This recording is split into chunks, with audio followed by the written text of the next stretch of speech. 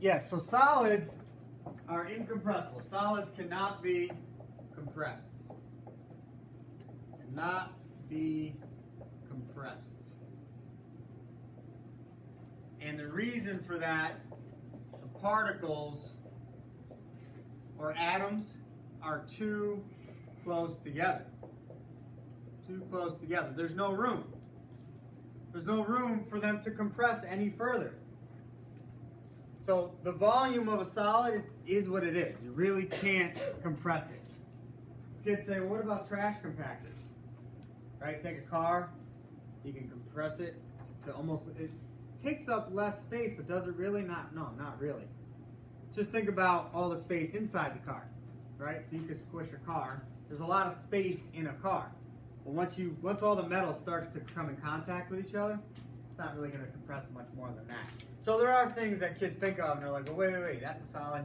It depends on the scenario, but if you get it down to the molecular level, the actual atoms aren't going anywhere. Okay, they're hitting each other. Okay, so maybe they're this far apart, they're only going to go that far. Once they hit each other, kind of like these desks. Yeah, there's spaces, but once I slam the desks together, that's it. They're not going to get any closer. Okay, so that's the concept of solids. As a result, they can't really expand either. Solids cannot really expand. Solids cannot be expanded. Same exact reason. The particles are so close together, they run into each other. So they cannot be expanded, they can't be compressed. Okay? As a result, this is something you might have heard in middle school. Solids have definite volume and definite shape, right? Definite volume, meaning it doesn't change. Definite volume, definite shape. So that's confusing to kids too, because they're like, wait, you can bend it, right? Solid metals are malleable, ductile. You can form wire, flatten into sheets. Yes, again, that's on a large scale, like macro scale, the big, what we see. But if you were to zoom down into the molecular or atomic view here, the shape of these particles aren't really going to change, okay, no matter what you do to it. Okay, solids have definite shape, definite volume. Definite shape, definite volume. And why is that? This is why. You can't really compress it, can't really expand it. Okay? Questions with a solid. Again, should be kind of review most of this stuff. You learned it at some point earlier in school, I would think. Alright. So that's solids. Okay, liquids. Alright, where am I here? Wait, I just had it. There it is. Okay, so again, liquids. There's liquids. What can we say about liquids that we can't say about solids? Well, I'm going to give you one piece of information. So liquids, you can't compress them, can't expand them. Liquids cannot be expanded, they can't be compressed. Liquids cannot be compressed or expanded. Who wants to argue with me? Let's do it. Let's debate. Someone always wants to say, wait, can't you do this? Nobody? Think of a common misconception. What does that mean? A thought that kids, students think is right, but it's not. What's a common misconception about expanding liquids? Someone usually says, wait, you can expand a liquid when you do this. What? Okay, water with ice. That's good. That's a more advanced misconception. Good job. It's not a misconception, but I'll explain that in a second. What else can you do besides turning water into ice? You can. What? What? Anybody? Laura? Aluminum foil? I knew that answer. It's just I know. that came out. Besides freezing water, you can do this to water. Say it. Boil it. Boil it. Okay. Isn't that expanding it? No. If you go from liquid to a gas, don't the particles spread out? It's all liquid in. Right, Laura. You guys must be too smart this year. So that means the gas is expanding, not the liquid. liquid particles don't actually expand. They move faster. When you heat up a liquid, they just start moving faster, and then they start moving so quick, they just break free. And when they break free, they turn to a gas. The gas can expand, the actual liquid can't. This is a bad picture. I think I said that yesterday. So why do you use it, Mr. McCoy? Because it's a good picture to get you to understand that it doesn't look like a solid. In reality, the solid picture I just had would look almost the same as a liquid, except it wouldn't be so uniform. Okay? These spaces are way too big. Liquid particles, so if solids are this close together, liquids are like that close together. Liquids barely move further apart than solids. The difference is solid particles sit there and vibrate. They don't move, and they're very geometric, very patterned. Liquids, they're constantly moving around. Okay? So liquid particles are flowing around each other. That's the word I use. They flow. So I want you to write that down. Liquid particles flow. They can actually move around. They don't just sit there and vibrate. But the spaces still aren't big. They still don't have big spaces. That's why you can't compress a liquid. You can't expand a liquid. Like Slade said, when you freeze, was that a cough or a sneeze? Bless you. When you freeze liquid, freeze water, now it's a solid, and yes, the particles do expand. And that's good because we know ice floats in water. That's actually not common. Most substances, it's the other way around. Solid will sink. But the solid in water becomes less dense because the particles do expand a little bit. We'll talk down the road about why. But liquids, that's the deal. They flow. They can move. Oh, what about volume and shape? Liquids have definite what? Which one is definite? The shape of a liquid or the volume? The volume is definite. Definite volume. That means if you have 10 milliliters of a liquid in a test tube and you pour that 10 milliliters into a swimming pool, an empty swimming pool, it's going to be a little tiny drop of water, but it's still going to be 10 milliliters. Just because the pool is bigger doesn't mean that the liquid fills up the pool. Okay? So liquid volume never changes. It's constant, definite. Shape, however, shape can change. What's that based on? A liquid shape. How can you change it? By pouring it into a different container. Right. Shape can change based on container. Based on the container. Right. Again, should be a lot of review, or I don't like using the word common sense, but a lot of this you should already kind of have a concept of. All right, so that's liquid.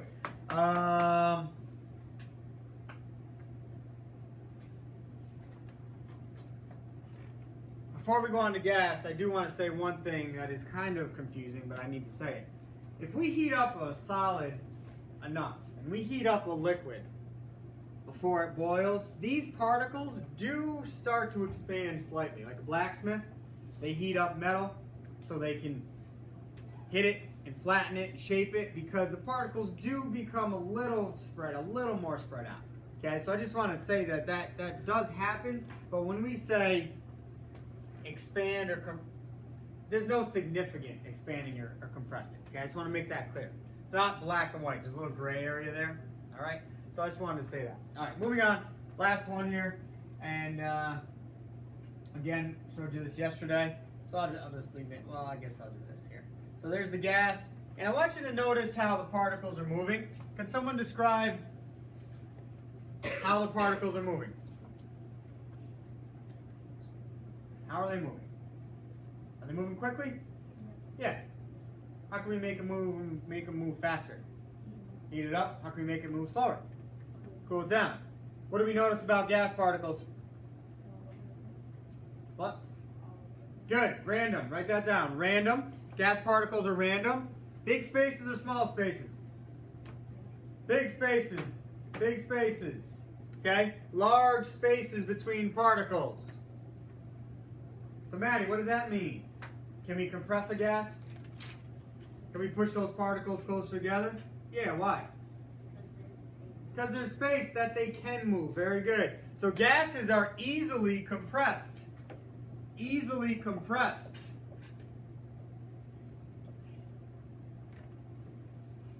Are gases easily expanded as well, Earl? Can you expand a gas pretty easily? Yeah. Yeah, you're doing it right now. You're doing both, compressing and expanding. Easily compressed and expanding. This is, put a little star here, due to large spaces between particles. Large spaces between particles. When you breathe air in your lungs, you're compressing it, right? The room is enormous compared to your lungs. So when you breathe, you're taking the air, which has all this space, the oxygen, all this space, and you're compressing it to your tiny lungs, okay? I think your lungs are not much bigger than your fist, I want to say. Does anyone know that? Am I right with that? I think so. I think that's kind of like how it works. I don't know, maybe even smaller. Anyways, they're a lot smaller than this room. So you fill them up, they compress, right, the air, and then you exhale, and everything expands. So the concept here is when you put a lot of pressure on a gas, increased pressure, it takes up less space. You compress it. And when you release that pressure, open up a soda bottle. What's the noise you hear? Right. Psst. What is that? Pressure being released and gas being released. So it's spreading out. So when you decrease pressure, gases expand, right? So it depends on what you're doing, but because of those big spaces, you can compress and expand a gas.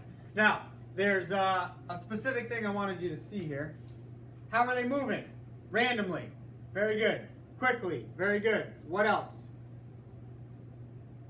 What else are they doing? How are they moving? Are they moving in straight lines? Does it look like they're moving straight lines, or are they curving? Straight lines, right? That's how gas particles move. Write that down. Gas particles move in straight lines. Okay? Straight lines. It's like bouncing a ball off the wall. You know, let's not get crazy and talk about spin and all that stuff, but if you just throw a ball off the wall, it'll come back to you. Basically a straight line. Or bouncing a basketball. Okay, straight line. It's not like you bounce it and it curves. That would be strange. Alright, so straight lines. Okay. Which state of matter has the strongest forces of attraction? Solid, liquid, or gas, and you have to tell me why you think that. Which one has the strongest forces of attraction? And you have to tell me which one you think and why. Who's it gonna be? Laura. Already again? Oh, I didn't really call on you, did I? Today? Not You really. talked to me enough today. Well, let's talk again. So forces of attraction, when I say force of attraction, I want you guys to think like gravity, okay? It's there, you can't feel it, it's not something you can touch, I mean you can feel it, you can't touch it, but it's there. So, forces of attraction are when particles are held together, okay? Close to each other or far apart, but they're not actually touching. There's not a physical connection, it's called a force of attraction. So which one, solid, liquid, gas, Laura, do you think has the strongest forces of attraction? Say it again? Why?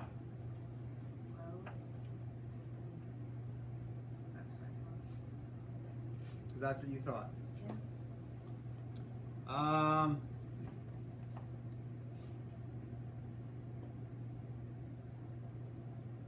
If the gravitational pull on the sun suddenly increased by like 100 billion times, what might happen to us? You might get sucked into the sun. Ah, so if the force of gravity gets stronger on the sun, it would suck the planets right in, and we would all burn to death. Fair to say? Sure. What if the gravity of the sun ceased to exist?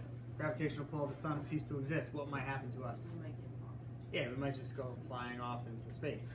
Okay, so now answer that question again. I guess.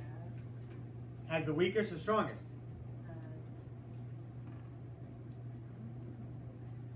Solid. Gas has a solid? Alright, I'll take you off the spot here. Slade, help her out. What do you think? Solid Has? the strongest force of Yes. attraction. Why? Because the particles are so close. Right. So here's the connection I want you to make here. I'm going to write this down. Okay? So solids have the strongest forces of attraction. Solids have strong forces of attraction. Again, what does that mean that means when one particle is attracted to another. Okay, you can think of people.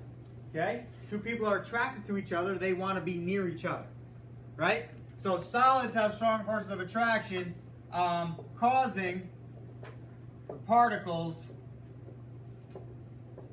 to be close together. Gases have weak forces of attraction. Does this make sense, Laura? Yeah, this makes sense. Oh, you don't have to say it like that. I just It want made to. sense in my head, and then But when you I were said getting. it- I put you on the spot. I know. It's okay. Gases have weak forces of attraction, causing particles to be far apart. Right? So if there are two people that don't like each other, they don't have attraction for each other, they have no reason to be near each other. They'll be far away. You can take it a step further in the analogy. Two people that don't like each other, okay? I don't like using the word hate, but really don't like each other, they're going to stay far away from each other, right? So they like each other, they're close together. They don't like each other, they're far apart. So just keep, that's a trend throughout the whole year. Remember that, okay? Questions? Okay, before I move on to physical chemical changes, I got to turn this back on. I just needed a little room for notes. I'm going to show you two pictures. Hopefully you guys had that. Something smells real good. What is that? You guys smell that? It smells like pulled pork sandwiches. No? What? It's not me. That would be cool. Would you guys wear deodorant that smelled like pulled pork? Man, I had pulled pork sandwich last weekend. It's so good. I don't even know what to do with myself when I'm eating it. All right, here we go. I got two pictures for you. All right. This is this is my room in my house. All right. Someone took a picture and put it on this website. So look how nice and clean and ordered and put together and how rich I am. All right. Just kidding. That's not my room and I'm not rich. But that's a nice room. Maybe you don't like it, but I think it looks kind of cool. All right. And here's Dylan's room. Okay. Slade gave him that. Yeah. Dylan obviously has no time to clean his room. He's too busy doing homework all the time, being a good student at chemistry and such. So just notice all of the crap, all of the clutter. Okay, hopefully he recycles this water bottle. So here's what I'm getting at. This room, tons of chaos. This room, very neat, clean, and ordered. There's a word you need to learn. I use these pictures to explain it. The word is entropy. Entropy. Underline that word. Put a couple stars near it. Kind of a buzzword. What's that mean? It's an important term. We need to know what it means. We use it frequently. Entropy. Now look at these pictures again, and I'll tell you how it relates to these pictures, and then you'll tell me what it means. All right, so entropy. And it relates to solids, liquids, and gases. That's why we're learning it now. So this room has very low entropy. This room has really high entropy. I'll give you another example. Right now, you're sitting here in class. Very ordered in rows. Not a whole lot of movement. You have low entropy. Bell rings. Always tons of entropy. Playground for little kids over there. Recess, whatever you want to call it there. Lots of entropy. What's entropy mean?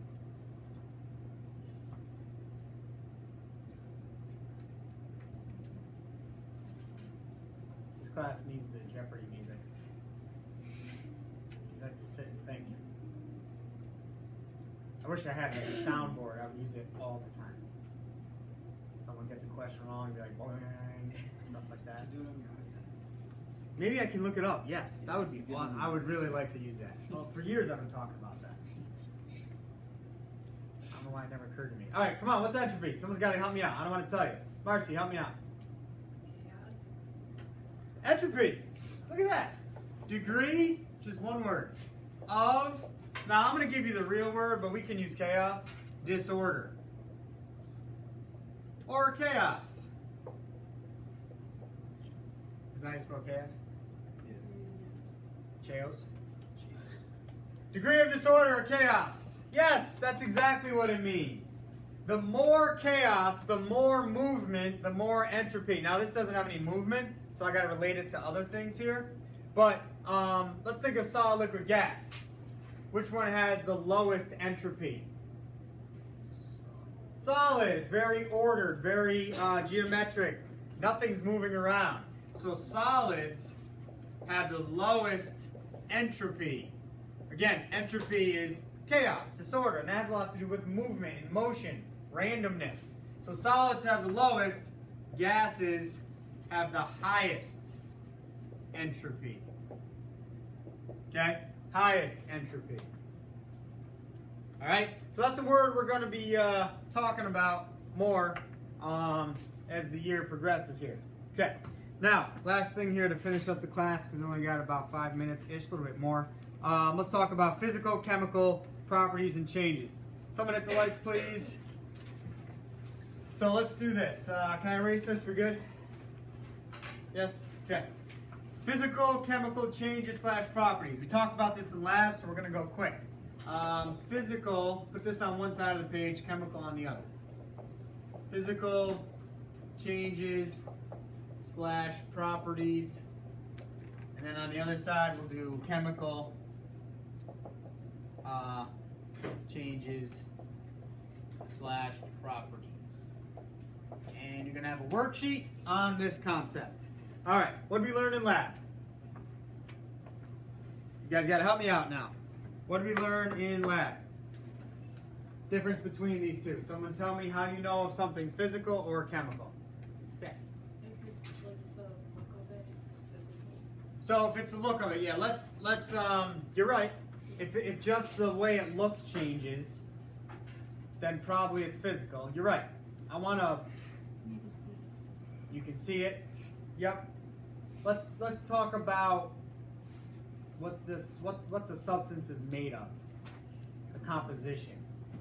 If it's a physical change or a physical property, you're observing it go through a change, but yes, very good. So observing the substance going through a change, and we'll talk about that, through a change, but, big but, underline, the composition stays the same. Composition stays the same or is unchanged. That's the biggest concept I want you to take away here today. What's a physical property? What's a physical change? Something you observe, something that happens, but the composition stays the same. And then we'll list a bunch of things that can happen, right? Changes, observations. Chemical change. You guys see that mark right there? Yeah, extra. Does it drive anyone crazy besides me? It makes me crazy. I think about it when I'm not in school sometimes. That's how much it drives me crazy. I came in one morning last year, so had a normal day of school, everything was all good. Came in the next day, giant chip in the board. How would that get there? You'd have to launch something at the board pretty hard to chip. This stuff is serious, okay? What? I'm thinking of, yeah, well, there's got to be some sort of something that I could put over that, at least so it's not a divot, and it's, I was thinking whiteout maybe, at least just to cover it, but I have to talk about it sometimes because it's like an elephant in the room, right? You can't just ignore it. You have to say, the kids are like, what is that? Erase that, you missed a spot, so I have to explain it. Okay, I'm moving on. Chemical change. What's a chemical change? Yeah, so it's, I'm going to summarize, make it shorter here. A change or property that alters the composition of a substance.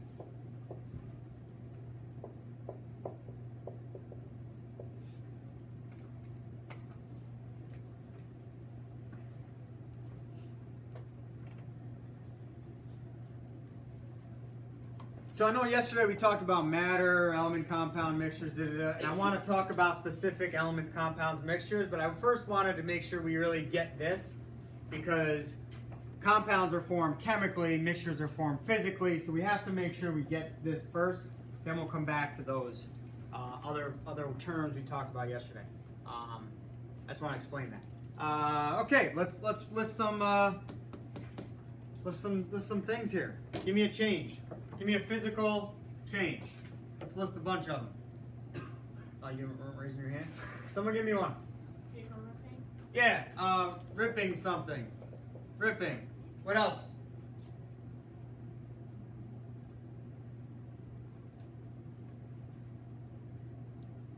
We did it, actually I did it in lab as a demo for the whole class. Because I didn't have enough of the glass rods. Forming the stirring rod.